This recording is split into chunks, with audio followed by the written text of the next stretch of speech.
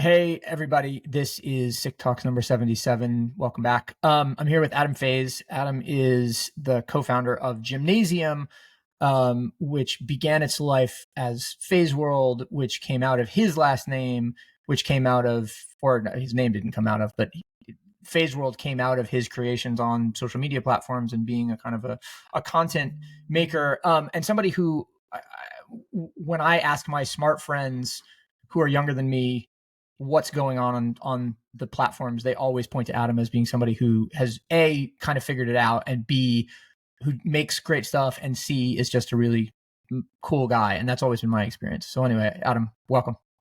Absolute pleasure to be here. Honor and a pleasure. Well, I mean, listen, I like the fact that you are dialing in from the bodega. For those of you who are not watching this, Adam is sitting in front of a shelf of groceries. There's some toilet paper.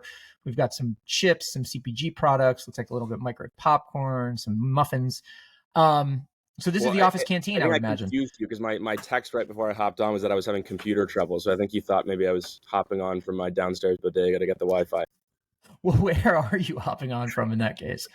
So we're in Columbus Circle. When we were looking for a space, we asked our broker, we were like, what's the most amount of space we can get for the least amount of money that we could break our lease at any time? And we only saw one space.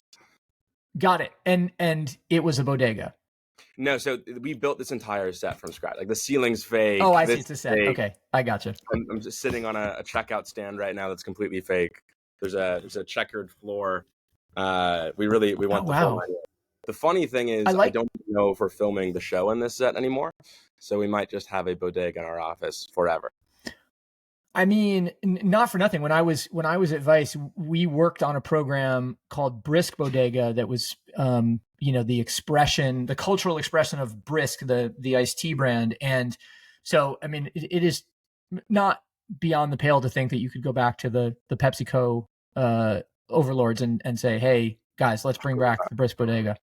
I mean, that was the original idea. I mean, and we are still going to make a show called Bodega Run. It's just, and one of the things I'm sure we'll get into is we love shooting pilots, and we've shot about 15 pilots in this set, and we've hated everything we've ever shot in this space. And the first time that we ended up liking a version of the show was when we actually filmed it in a real life New York bodega. So that was a lesson learned. Maybe don't build a set until after you've launched a show.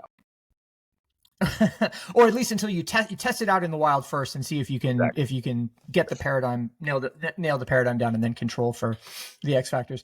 Well, okay, so let's talk about that a little bit. Gymnasium is, and I love the way that you refer to it on the website, because I think you call it a TV channel. Am I right about that?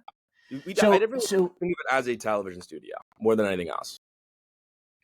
And which is interesting because television, of course, for particularly for younger people like yourself and those who are probably the natural constituencies of your audience, television is a little bit of an anachronistic thing. It's a box on which you watch stuff, but stuff comes from everywhere. It comes from your phone. It comes from streaming platforms. It comes from movie theater or movie studios, et cetera. Like, what was it about television that feels like attractive and durable to you?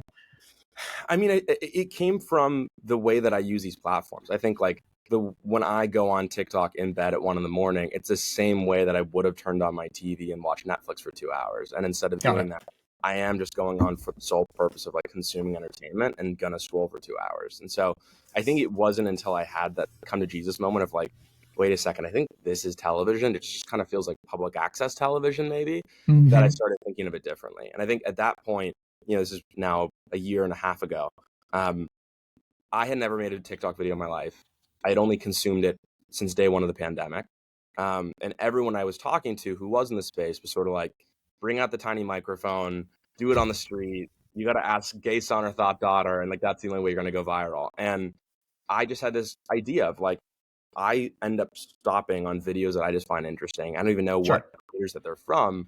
I think there's something there where maybe this can end up being the golden age of content again, if we can just truly make things that people like. And when we started out trying to figure out what shows we were going to go make, the first person I called was our friend Kareem, who was a former employee of Vice and New York Times, and I was just always a fan of his his comedy work. And so I sat him down and was like, hey, do you have any ideas for like what a premium show on TikTok would be that we would go shoot vertically on DSLRs and like, let's just see what would happen. And he pitched 5 ideas. And the 5th one, he was like, this is my favorite idea of all time. Everyone has passed on this idea every time I've ever pitched it. And I was like, what is it? He's like, I want to hop in a cab and tell the driver to take me to his favorite place and keep the meter running while we hang out. And I was like, that's one of the greatest ideas I've ever heard in my entire life. 2 days later, we shot the pilot. 3 days later, we put it out. 24 hours later, 1 million views. Yeah. Show's it ever since. So, okay. So I love that. And it's funny because Keep the Meter Running is an example of what I would call a super format, which is this term that I've been trying to both promote and also crystallize the meaning of. But it is essentially like an idea that is modular enough and able to scale to enough different places that you can really find what the true value is without having to lean too heavily on one thing or another, right? Like if Keep the Meter Running doesn't command the advertising spend that you want it to, you can make merch out of it, or you can create a restaurant partnership with the restaurants that the cab drivers take you to if they take you to restaurants. It feels to me like Gymnasium is naturally a sort of a factory for these kind of super formats, right? But it also feels like that's totally intuitive for you and not something that you have calculated at all. Am I reading that correctly, do you think? Totally. And I think it's like one of the things I often say is I think I'm the last age of someone who actually came home from school and turned on TV every day, like pre-days of streaming and post having a DVR.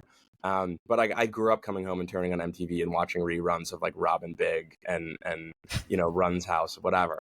And I think when I look at the types of shows that you have to pitch in order to get something made in Hollywood today, it is expensive IP, it's reboots, it's remakes, because that's the only thing that can sort of justify the $200 million price tag it takes to get it on the screen.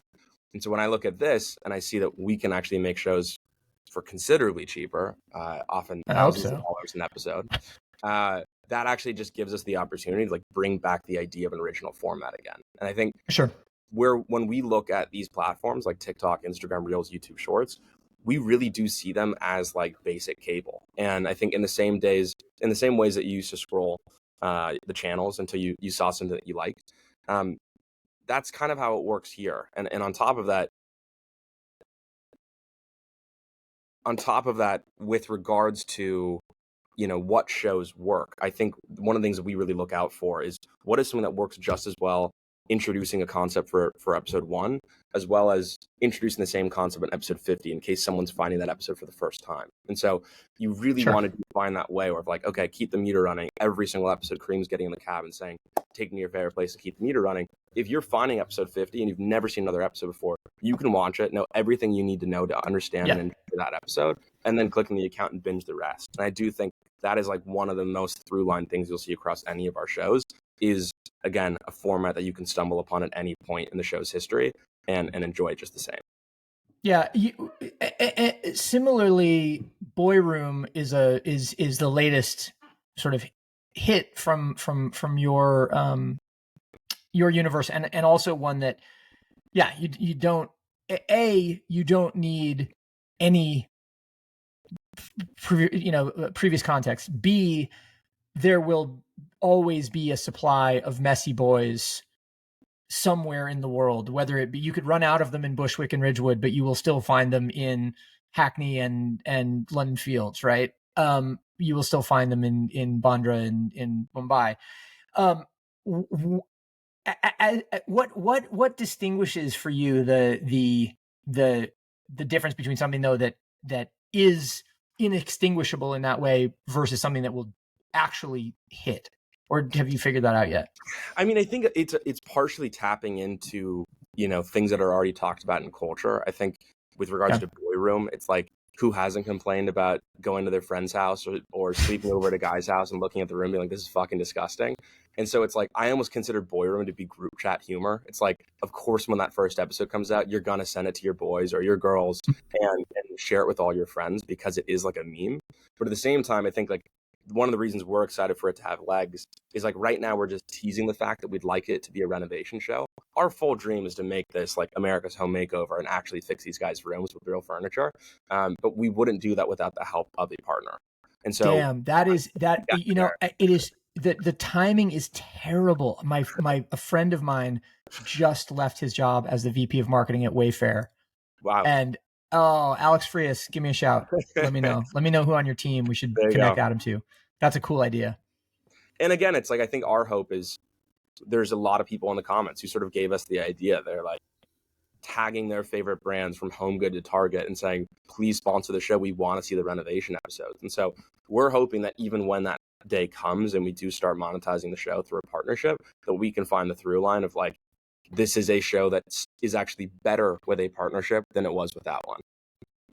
Yeah, for sure. Well, and I think that's a really that is a really progressive and logical sort of stance to take going into the world of content creation. I think I was having this conversation with Foster Kamer this morning at Breakfast Club, that I think many content creators, and in that conversation we were talking specifically about journalists, but in many content creators are a little allergic to the idea that brands or partners can make things better if they are incorporated in the right way. And it has always been my feeling that you ought to go in with that position and try to defend it and fight for it, as opposed to like grudgingly acknowledge that someone else is paying for this and then sort of do a half-assed job incorporating them.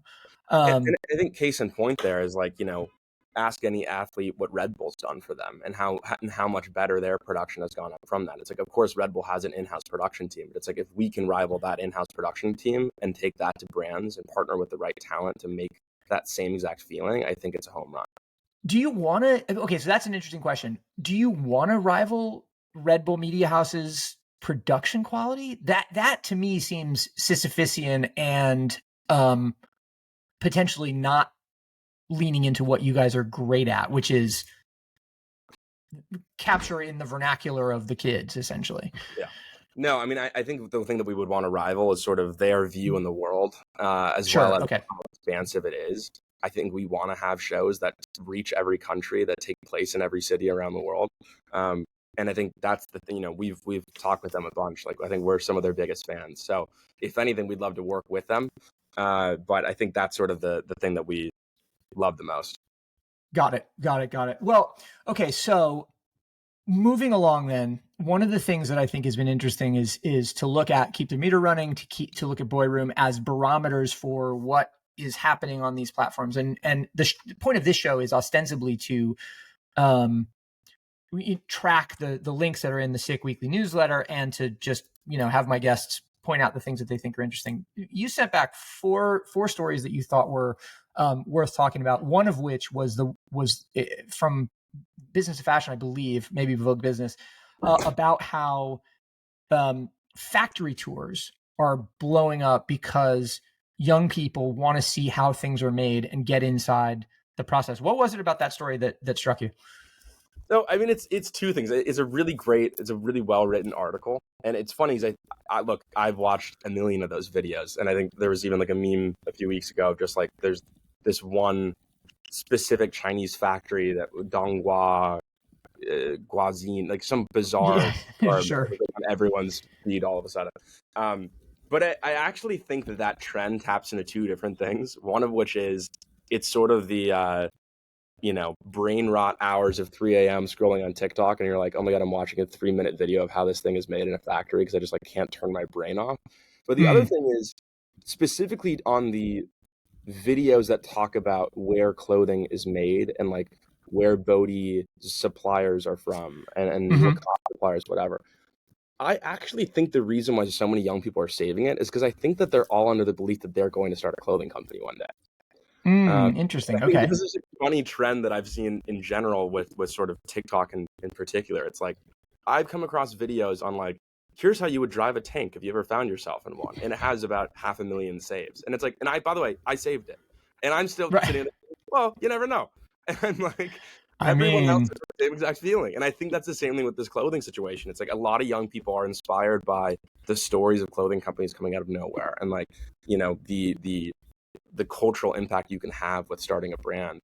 And so I personally think that the reason why those creators are having so much success is that like it is opening up the process on how you actually do that. And I think a lot of kids are interested in doing it. That's okay. So that's intriguing. Do you feel like, do you, I don't know. I mean, do you get a sense from your unscientific observation of the market that of those 500,000 saves on driving a tank, that 1% or 0.1% or 10% of those people will ever follow on that? I mean, to what extent is it pure voyeurism, and to what extent do you think it's I would say an alternate form of education?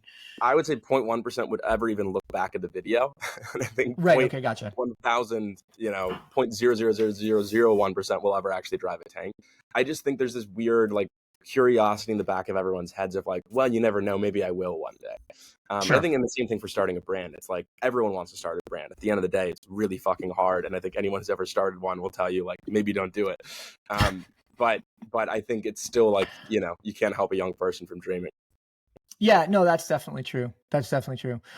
What struck me about that was, I think the howification of our media ecosystem has reached a point, like it's reached its apex, and we have to at a certain point dial back on the how you, why such and such a thing happened, because it stops feeling useful and starts just feeling perfunctory. But I love the idea that there is an investment in the idea that craft is important, that making is important, and in understanding how we do things is crucial. And I think a lot of that comes from the mobile phone driven content creation, because you have the tool to create right in your hand, and you have a constant relationship with it. Totally. And on a format side, I would even just argue this is like a evolution from the days of Mark Summers Unwrapped, I think we've always interesting. Okay. had a fascination with like the inside scoop on how these things come to be. The interesting thing though is like obviously a stark difference in format. Like Mark Summers isn't telling you like this is how you make a Lay's potato chip and this is what factory to call, whereas like that's what these videos are. Yeah, for sure.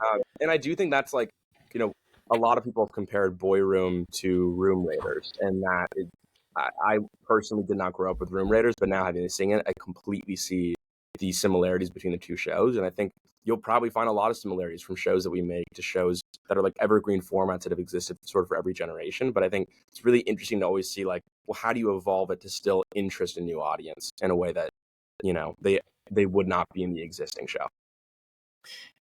Yeah, interesting. I wonder, are there other, speaking of Room Raiders and looking back at the formats or show ideas of the past, are there things that you look at and kind of go, man, it would be so genius to do that if only we could, I don't know what, like, it'd be so great to do. You can't do that on television. I'm probably dating myself here. You can't do that on television if only we could get a slime sponsor or something like that. No, I mean, I think that the dreams that we have for shows we want to create are the same that probably anyone in the industry has, which is like, I'd love to figure out how to remake late night television. I would love to figure out how do you build the next political network? How do you build the next, CNN? And I think I'd also love to figure out an appointment-based viewing live show where you actually have people tuning in at a specific time and like being a part of the same moment. I think I get excited that when we put a new episode of Boy Room out, within 24 hours, about 1 million people have seen it across every platform. That's crazy to me, and that is television viewership. But at the same time, it'd be even fucking cooler if 1 million people were watching it at the same time. So I think those are all the areas that like over the years, we will incrementally step towards and try to figure out like what is the best way in doing that. The end result might be that we've just moved on and that sort of style doesn't work anymore. But I do have hope, considering the fact that obviously Twitch streamers often pull in hundreds of thousands of viewers at the same time.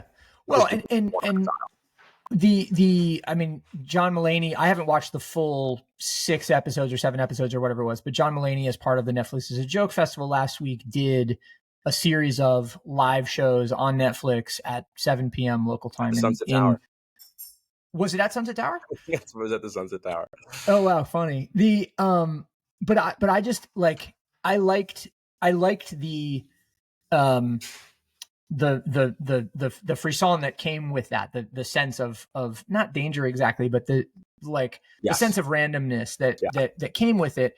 By the same token, having been present for the disastrous run of Vice Live, recorded in the office and present on television channels for Also, Govball Live. Oh, well, Govball Live. Ironically, Govball Live was like that was what I think gave people confidence that Vice Live would work, and then a whole different number of people came in and sort of subverted exactly what made Govball Live interesting in the first place. But I guess the point in saying it is that just like there's a lot of danger there in I don't know what. There's a lot of danger, and it is all down to the execution. So yeah, I think I finding mean, the right the two format things I'd say there is going to be like, crucial. I am so inspired by Netflix joining the live space. I think if anyone can figure it out, it's them. I always argue that Netflix is just turned into actual television at this point, and they are made up of many different networks. But I think Netflix joining the live space, it's like, because of the sheer amount of subscribers that they have, they can do the roast of Tom Brady and have it be a huge hit. Whereas that would not work, in my opinion, on any other streaming service in a live capacity. In terms of appointment viewing live content that we would like to produce, I think where I start getting stuck is I see where it works on a television because you can still go on your phone. I think what's hard is making a half-hour or hour-long live show that is to be watched on your phone when your phone is being barraged with texts and notifications the entire time. I think it's really hard to hold people's attention. So in Interesting, my yeah. mind, it's like either we go make the half-hour or hour-long live show to be watching your TV while you're on your phone, or we make the 3-minute daily live show that everyone is watching at the same time to be watching your phone. Because I think you would give us your time. The HQ trivia of content, essentially. Yeah, I mean, I think right. It's interesting. It's actually really interesting to think about, like, what would be the framing that you would do for audiences to help them understand for the next 180 seconds, this deserves 100% of your attention. And then after that, we will enable you to reward that 180 seconds of attention by, I don't know what, distributing for you or gamifying or bringing you in some way. And that's where, like, my head always just went to, like, it's got to be some combination of TRL with, like, watch what happens live, but way crazier, where it's like legitimately watch what happens live. This entire thing might fall apart in the next 3 minutes. Also, you're probably going to hear some unreleased track by, like, an auxiliary chord of your favorite artist. So I always thought, like, that's kind of the only way you could convince people to give them your time, because otherwise, if it is just a talk show or it is just like a, you're talking to a celebrity and they're giving the 3 lines approved by Warner Brothers, it's just not interesting to me. And I just don't know why you would give us your time. Yeah, that's interesting too. The idea that it has to be spontaneous and unscripted. I think one of the things that Foster was talking about actually this morning was that, I was featured in the Found New York newsletter yesterday, and he said they'd gotten a lot of positive feedback on it because it felt warm and like not talking points, essentially. Like I was giving my actual opinion, and it seems amazing to me that people still want to hit talking points, knowing that A, we've all heard them before, and B, that it's like listening to something written by or reading something written by AI. You just know it's not real. I know sometimes you're looking at it and you're like, the camera's off. Like, you can be a human being right now. It's totally okay to, like, turn off a little bit and just, like, have a conversation. Yeah, it is interesting how we have not post-pandemic come to be comfortable with just being purely spontaneous on camera. Like, we're comfortable with dogs barking in the background, and we're comfortable with kids showing up in frame, and we're comfortable with all of that stuff, but we're not quite comfortable with actually being truthful. And that's the hard thing. I think, like, that's where, take the news industry, for example. I think that's where they're going to have the hardest times, transitioning to digital and taking these television hosts that they pay $20 million a year to have on camera and sort of saying, like, now we're going to cut this thing down for TikTok. Because at the end of the day, I think it's pretty jarring to scroll between a bunch of user-generated content and then all of a sudden see a 47-year-old in a suit in an expensive multi-million-dollar studio telling you the news. It's kind of like, whoa, like, where did I end up over here? Whereas I think, like, we're trying to find that happy medium of, like, we do want to be premium, we want to be the HBO short form, but at the same time, it's like, you do know that we made this content for you, And while it looks premium, it still doesn't feel like it's selling you something, and it doesn't feel like an ad, which I think young people associate that uber premium quality at this point on these platforms as an ad. That's interesting. That's really interesting. That essentially premium is paid for by some commercial interest, which of course is probably true, right? Like, Gymnasium is a commercial interest, but it's not commercial in that way. It's not a commodity advertisement kind of thing. Well, okay, so let's talk about what else grabbed you from the list today. What was another one that jumped out at you? I mean, one, just because I'm a huge fan, is about my good friends at Chain. Nicholas Kraft, who started Chain, is like one of my best friends in the world, and I've been Interesting. Okay, watching that whole thing unfold since, I want to say, 2019, maybe 2018, when at that point, they were saying we want to open a restaurant, and then COVID happened, and immediately, like, any sort of progress on opening this restaurant stalled, and they were like, fuck, well, let's just launch the brand anyway. They moved to doing these like drops in parking lots, peak COVID, of doing specific dishes that you would love. And they used that to really build a community. People were like, oh, what's happening at Chain? Like, what's the next drop? Like, how come I get the invite? Like, these things would sell out in about, 5 minutes. Right. And I moved to New York 2 years ago. And so I sort of like wasn't able to see the in-person progress of Chain anymore until I went back to LA about a month ago. And I went and saw the new Chain house they moved into. And it's like the biggest space I've ever seen. It's a theme park for people who love fast food, which I would say I'm one of them. Okay, got it. And I just think that they've essentially built an adult playground for people to be themselves in. And it's really cool because they're bringing in some huge celebrity partners to kind of like build the night of their dreams. Like they had Emily Bear at the Chain house last week and did Polo Lounge, but it was like Polo, like pollo chicken. Right. Yeah, sure. That was in the story. And it was kind of copying La La Land's, like, oh, he wants to open a chicken jazz club. That was kind of what they were going for. And like everyone all my friends in LA went, it was all over socials, and I had nothing but the greatest amount of FOMO I've probably ever had. But I just think like that is what cannot be replaced by anything online. Like you look at those photos and you go, how do I go there? Yeah, well, okay, so so we're talking about a story that was in Snackshot, which is Andrea Hernandez's excellent newsletter about indie CPG, but about CPG generally speaking, and with stories like this gets into the QSR world. Andrea has been a guest on SIC Talks, and so she and I have a positive relationship, but I also think like she can be very hard on concepts, and she also is a business thinker. And so one of the things that struck me about that story was that it pointed out that the Chain's whole concept is to have one store, right? And to play into the name, but not play into the implication of it. I wonder though, like, don't you want to break that gag at some point? Like that's a little, like it's cute, but it also feels like if you've got something really good, why would you not want to expand? Because I think for them, they in service just of a gag, I think they see the Chain location as a theme park, and I think eventually they might actually have a theme park. But I think for them, it's like just like Disney, the physical location of Disneyland is only one version of how Disney exists, and I think Chain wants to sort of start impacting every other layer of entertainment and digital and product. And just like Disneyland, maybe they'll open in Orlando then, 25 years later. But I do think it's like they want this to always be the home base that they can absolutely control every element of, to just really inspire all elements of the brand and take it to the next level. Well, I like this is an incredibly dumb idea, which they will hate, you will hate, everybody will hate. I hate it already, but I'm going to tell you anyway.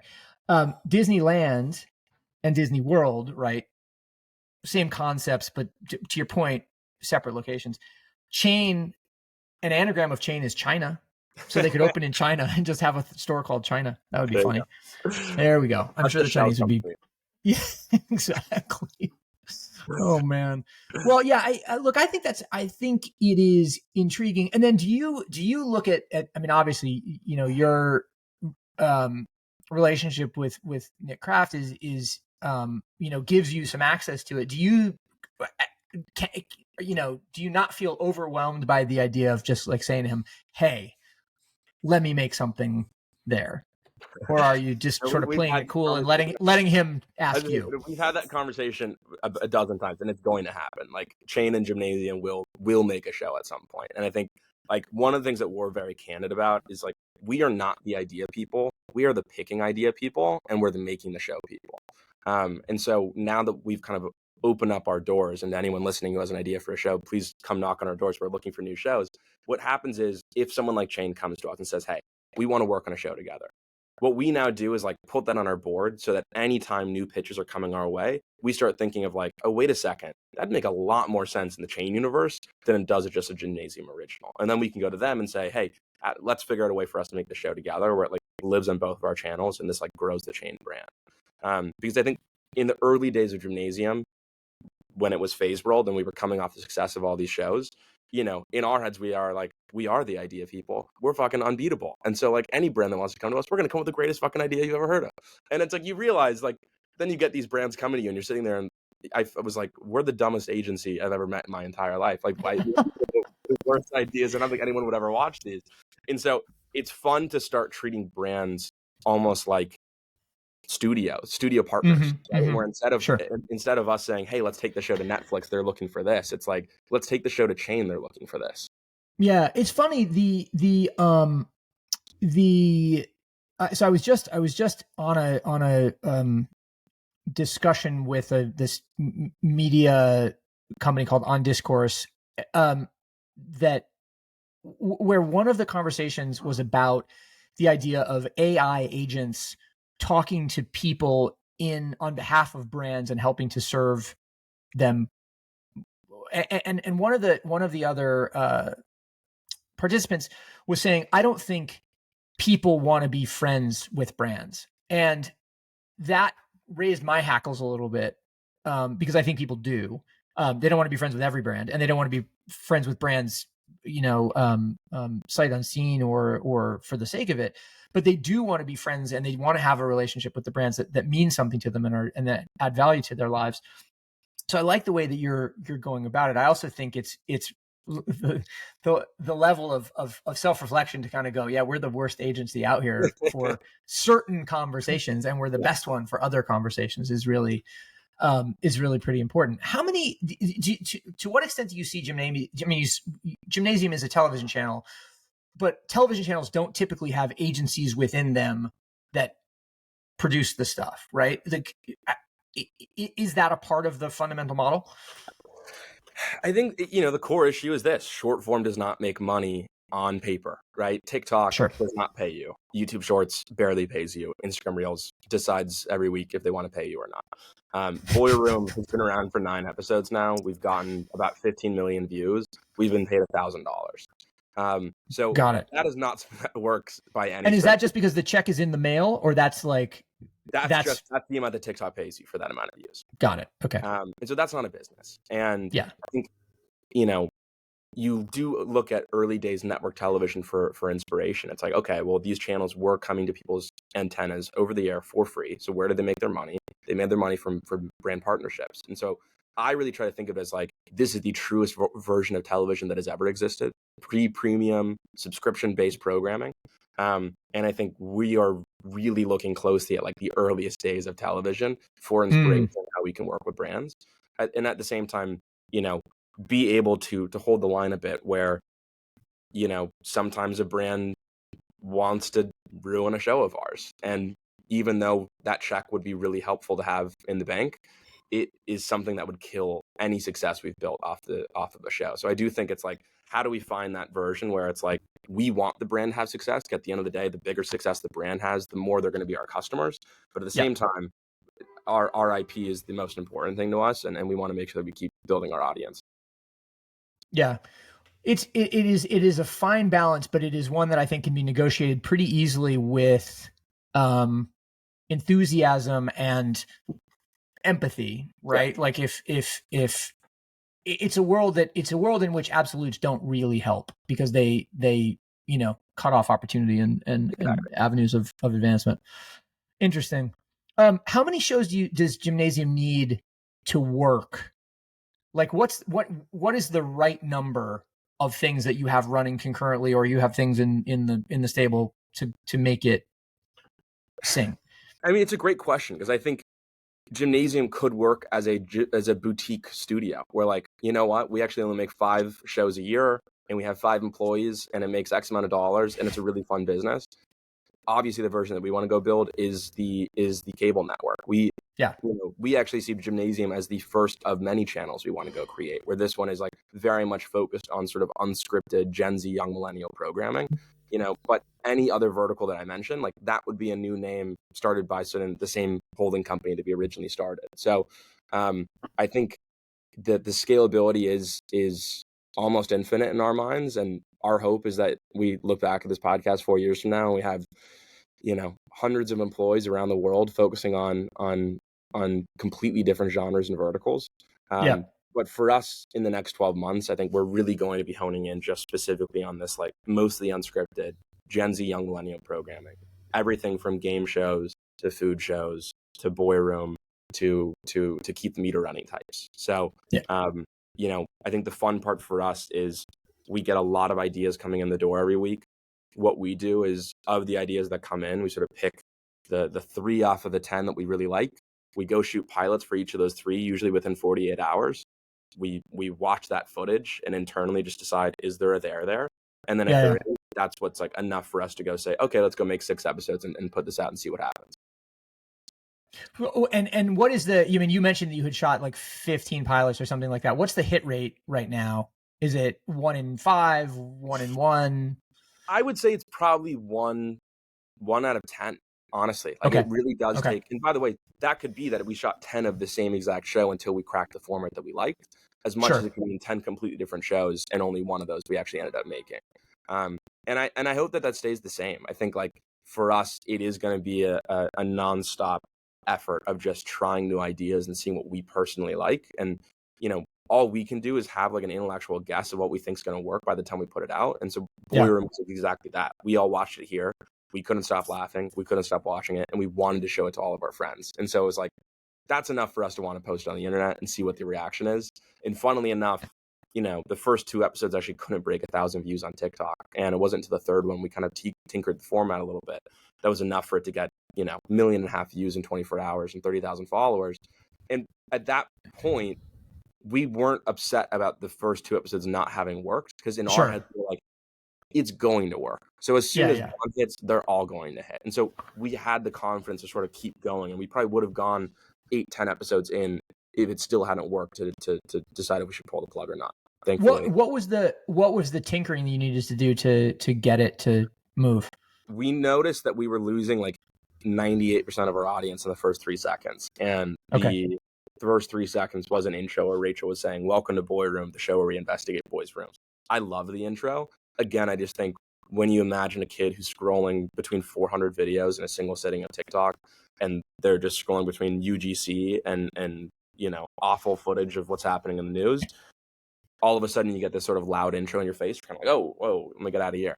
And so we tried putting the 3rd episode out without an intro and just like dropped you in immediately. So you started with a crab in a jar, and then you just moved. Basically. And from that point on, the show just like took off in a way that we'd never experienced.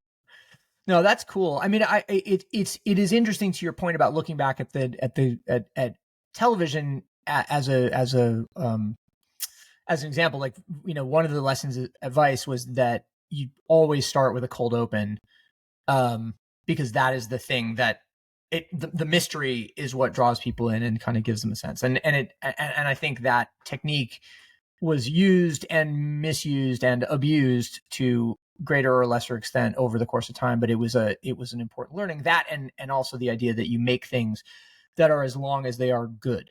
So there's no reason to be 3 minutes if it's a 60-minute story. There's no reason to be 60 minutes because that fits an hour-long time slot. It's like, make the story as long as it is good.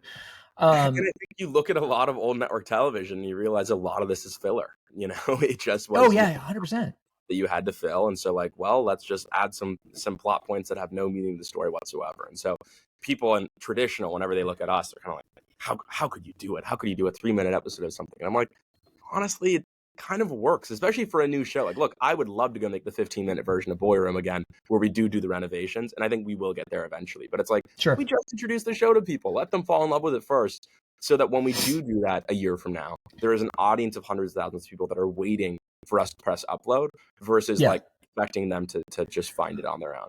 Well, look, 100%. And you also want whomever that partner is, the Wayfair or Target or, Home Depot or whomever, you want them to have a sense of what the show is, what it's not, what you'll do, what you won't do, so that they're not trying to shoehorn in the wrong thing and A, make the business relationship complicated, but B, like create a piece of content that ends up being neutered and doesn't work for anybody.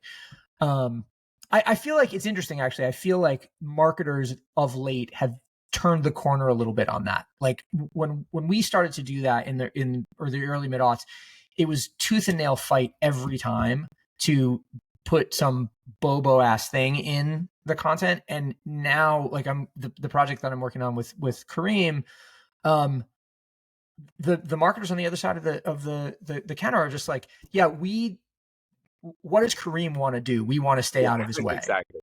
Well, Which is new, right? It's like anything that they're doing is just not performing on its own on socials. And I think the only uphill battle that we still have to fight, and what I plan on sort of using a bigger microphone to talk about, is when we're talking to brands, we're still talking about their influencer budgets, which, as you know, are next to nothing, where their media budgets are larger than life. And I think we're trying to prove that we have a consistent audience across our slate of shows and that we should be considered television shows in terms of cultural importance. And so we want to be dealing with companies' media budgets when we talk about brand partnerships versus, well, we paid this influencer X amount of dollars and they had 1 million followers. It's like, well, they might have had 1 million followers, but that branded post you did got 5,000 views.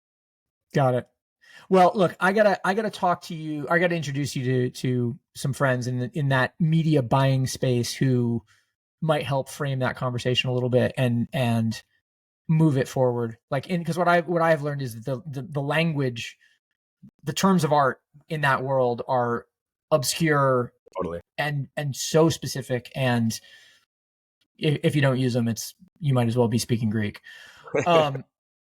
All right. Well, listen, we have reached the end of this particular episode, Adam, but it's been really fun talking to you and just fascinating. I got to get over to the bodega at some point soon. I'm looking forward to giving you a drink out of our fridge here. So, oh, God. All right, good. I'm looking forward to it. But in the meantime, guys, you can find everything from Gymnasium at its Gymnasium, and then also it's at Boy Room, right? And at boy.room on TikTok, at Boy Room Show Instagram.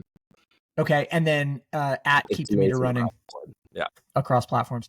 Cool. Well, listen, Adam, pleasure to talk to you. Thank you for being here, and I'll talk to you again soon. Thanks so much for having me. Of course.